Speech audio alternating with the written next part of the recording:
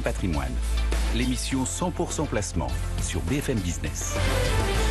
Allez, on va parler idées de placement avec notre invitée Valérie Benz. Bonjour. Bonjour Vincent. Vous êtes responsable des études patrimoniales chez UFF. Alors on va évoquer avec vous l'investissement Pinel en ce début d'année. Comment définir sa stratégie d'investissement dans l'immobilier et plus particulièrement au travers du dispositif Pinel. Est-ce que c'est d'actualité, toujours d'actualité? On entend dire que les avantages fiscaux quand même liés à cet investissement vont diminuer. Alors écoutez, c'est le début d'année et donc les bonnes nouvelles vont avec le début d'année. Oui. Déjà, bonne nouvelle, en 2021 et en 2022, les avantages fiscaux du Pinel ne seront pas revus à la baisse. D'accord. Donc vous allez pouvoir en profiter pleinement encore pendant 2 ans. En revanche, et là où vous avez raison Vincent, c'est qu'à partir de 2023 et 2024, les avantages vont diminuer. Alors, à titre d'exemple, là où vous avez aujourd'hui 21% de réduction d'impôt, vous aurez 17,5 en 2023 et 14% en 2024. Soit quand même une baisse de 35%. On va nous déshabituer petit à petit alors. C'est ça. Ça va être évolutif tout à fait.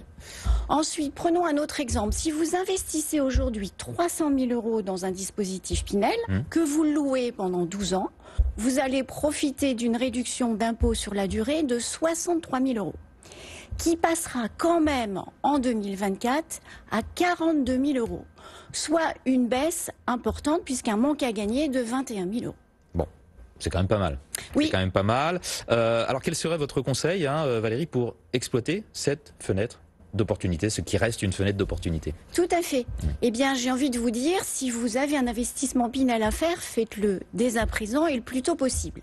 Pour 2 raisons. La première, c'est que, on le sait, l'offre a beaucoup diminué en 2020. Et on ne sait pas du tout comment elle va évoluer dans les années à venir. Il y a eu moins de construction, c'est ça? C'est ça. De moins en moins de construction, une baisse de 40% en 2020. Autre point important, en ce moment, les conditions de financement vous sont extrêmement favorables. Pourquoi? Les taux sont bas. Et enfin, les conditions d'accès au crédit se sont à nouveau assouplies. Ah oui, parce que on entend dire qu'il y a beaucoup de dossiers qui sont rejetés par les banques. Alors, ça a été le cas un peu après. D'autant plus pour les investissements locatifs, non? Non, pas forcément? Alors, pas forcément si votre dossier, bien sûr, est bien monté. Et de moins en moins, ça a été en effet un phénomène suite au premier confinement. Donc c'est maintenant que ça se passe. Oui. Mais alors, dans ce contexte Covid, acquérir un bien Pinel en 2021, est-ce que c'est pas un petit peu risqué? Alors, je vous rassure. Mais c'est vrai que d'un autre côté, vous avez raison, le premier confinement a en effet engendré un certain nombre de décalages. Sauf que depuis, les promoteurs ont agi, ils ont appris à s'organiser dans ce nouveau contexte sanitaire.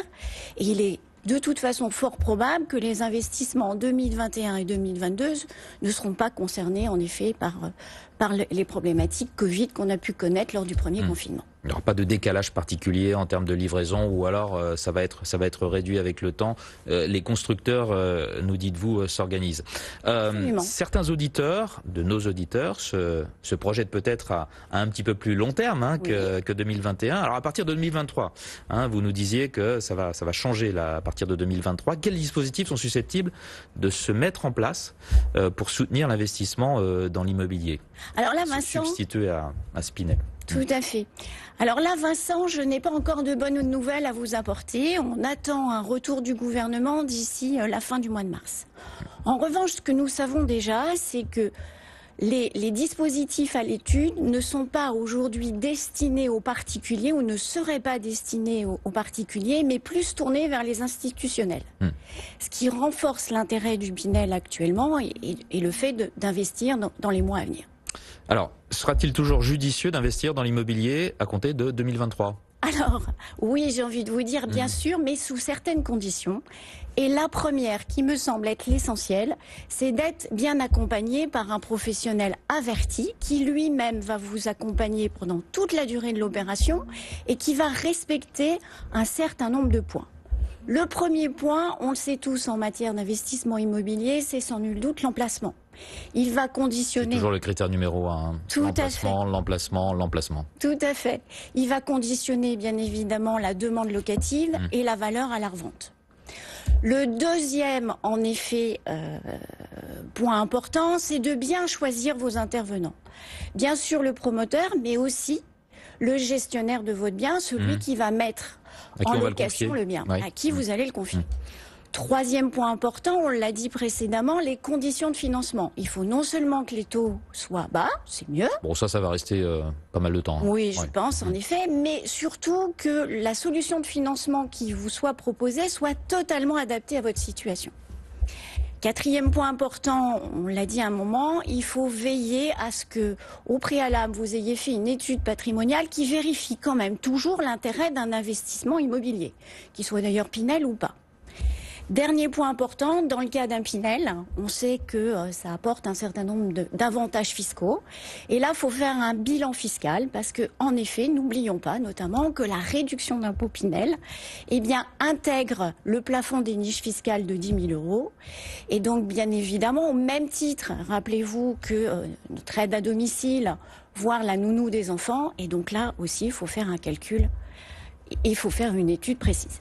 Et se faire accompagner pour faire cela. Et c'est ça. Ce qui est important. Merci beaucoup Valérie Benz d'avoir été avec nous, responsable des études patrimoniales chez UFF. On continue.